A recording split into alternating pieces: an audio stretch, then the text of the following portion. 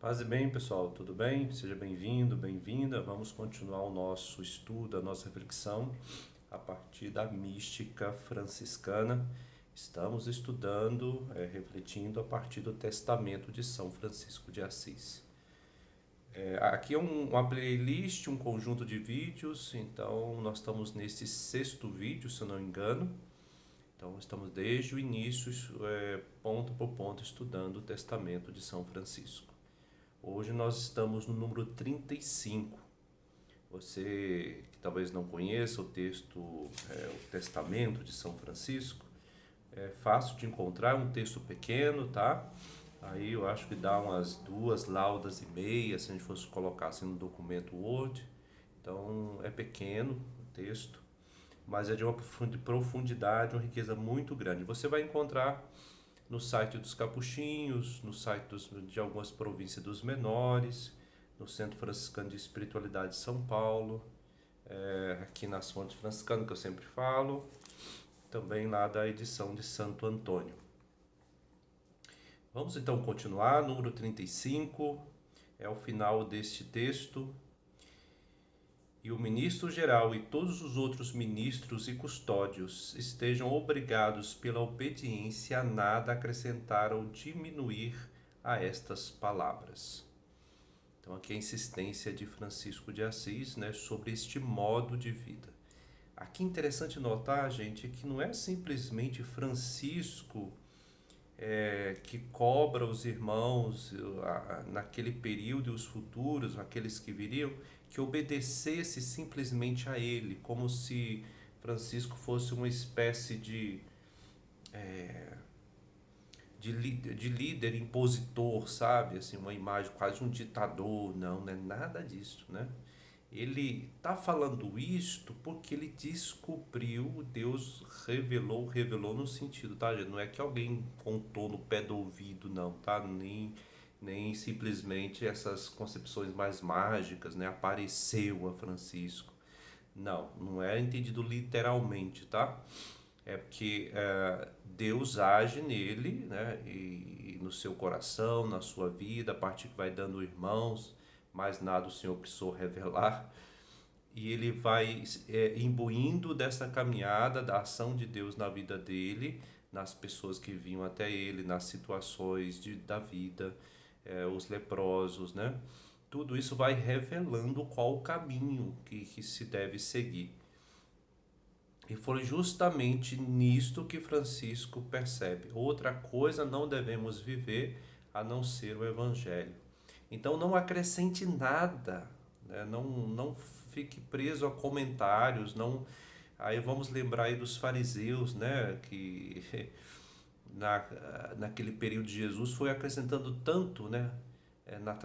Na caminhada do povo, né? Foi acrescentando tantas regras que esqueceram a própria lei, né? Então, perverteram a própria lei.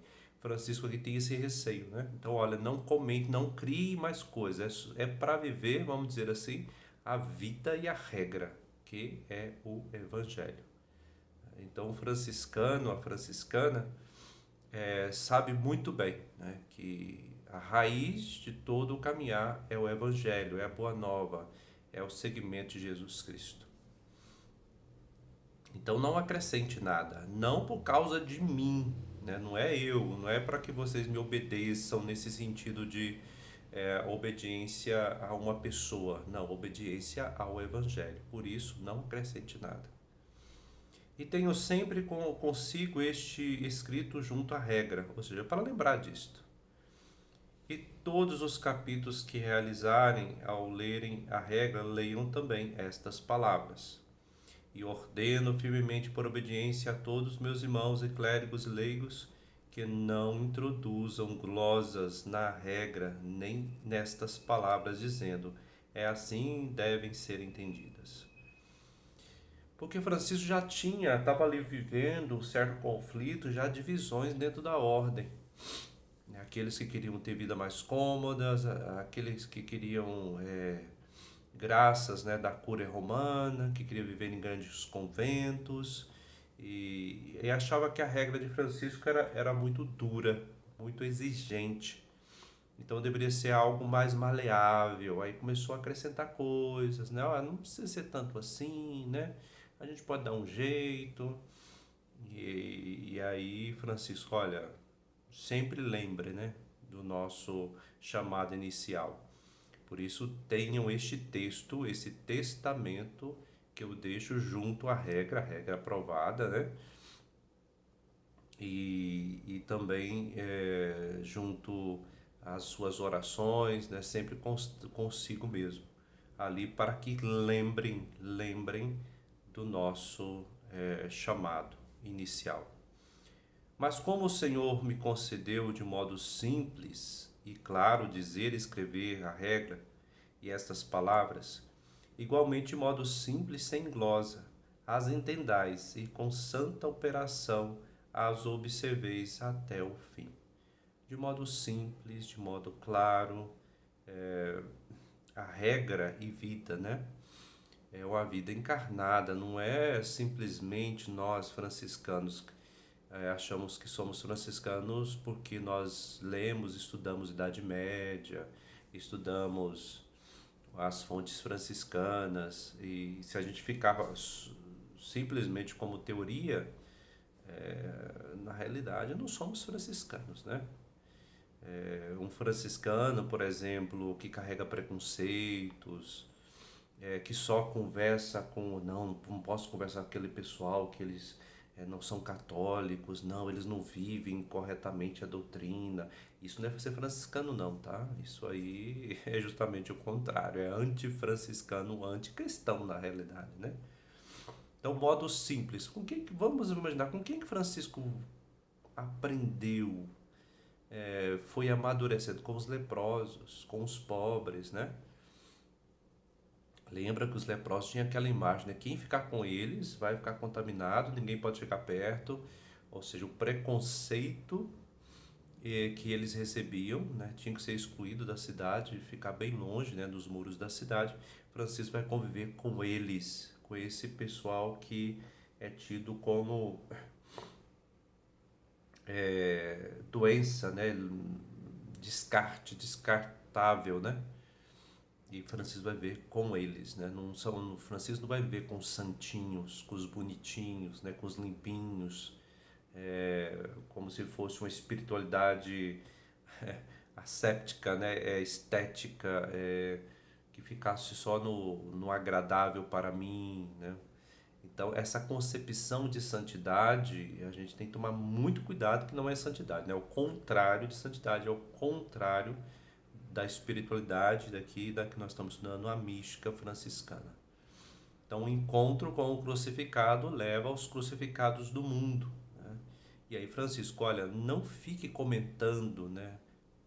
Ou seja, juntando coisas, aquilo que é muito simples e claro. Simples e claro. Que é vida, regra, vida. O Evangelho do nosso Senhor.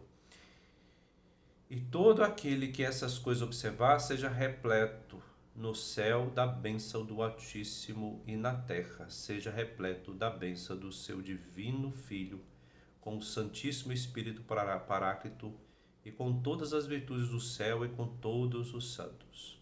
E eu, Frei Francisco, pequenino, vosso servo, quanto posso, vos confirmo interior e exteriormente esta santíssima bênção.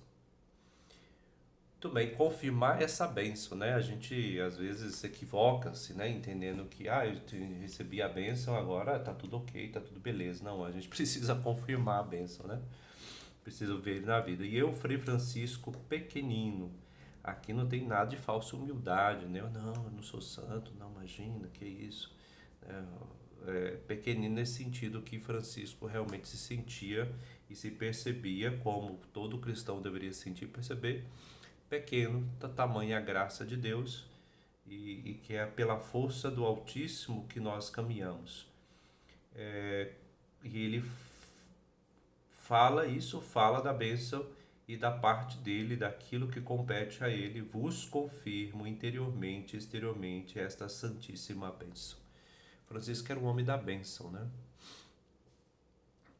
bênção porque ele sabia que não pertence, a bênção não pertence a ele, é dom de Deus, né? Então, se confirma. Quando alguém pede bênção, né?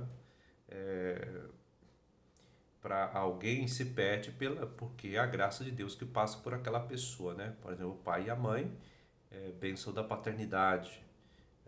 O sacerdote, bênção do ministério, que não é dele, né? Da ação de Deus nele. É um canal de Deus, né? Como a mãe é, o pai é, o sacerdote também é da sua comunidade, da igreja. E assim a caminhada franciscana. Esse texto, o testamento, ele precisa ser lido, relido, meditado, como diz São Francisco, ser trazido sempre junto com as nossas meditações, né, com a nossa reflexão do mundo, da vida, da espiritualidade, sempre retomá-lo. Não simplesmente como um texto histórico, não simplesmente para dizer que nós sabemos, mas para nos lembrar da caminhada inicial de Francisco. Francisco, Deus deu a mim. Vamos lembrar, né? Se a gente voltar lá no primeiro vídeo, eu faço convite para você, a gente vai começar a entender, perceber a necessidade de sempre voltar, né? Sempre voltar ao texto. A gente não lê um texto de espiritualidade como a gente lê um livro de romance, né? Ou uma notícia de jornal, não. É muito triste quando a gente escuta alguém, né? Eu já falei isso aqui, alguém fala assim, eu já li. Gente, espiritualidade, mística, não é questão de eu já li, né? Eu li uma, duas, três, cinco, 10, 20, né? Durante a minha vida, eu não sei quantas vezes eu li, né? Ou estou lendo, né? Eu estou refletindo novamente, porque não é à toa que se chama fonte, né? As fontes franciscanas, não é simplesmente dizer de origem ou de historicamente falando, né? Mas é porque delas podem nascer, se a gente se abrir, fonte de água viva, fonte de espiritualidade, fonte da mística. Então, por isso, retome, né, sempre de novo, porque isso faz parte do nosso caminho. Tá bom? Olha, espero que tenha ajudado vocês a meditação, a reflexão desse texto. Siga aí firme, vamos depois. Quem sabe se você tiver aí alguma indicação do que nós vamos estudar da agora para frente, né? Eu estava pensando em retomar as admoestações, porque aqui nós temos um vídeo de todas as admoestações, né? Tem uma playlist aqui. Mas elas são bem antigas, né? Eu até gravei ao vivo, a internet não estava muito boa, lá de 2017. Não é tão antiga assim, né? Mas a imagem não é tão boa. Mas quem sabe, né? Ou vamos continuar o Sacro Comércio, que eu ainda não terminei, né? Que é uma riqueza tão grande. Quem dera, né? Se nós reuníssemos para... assim, né? Agora passou a pandemia, a gente pode, né? Começar de novo. Para a gente estudar mais aquele texto, conversar sobre aquele texto, né? Meditar aquele texto, partilhar aqueles textos. Né? Uma riqueza imensa que às vezes a gente deixa passar. Gente, bom estar com vocês, tá? Abraço, fique com Deus, paz e bem.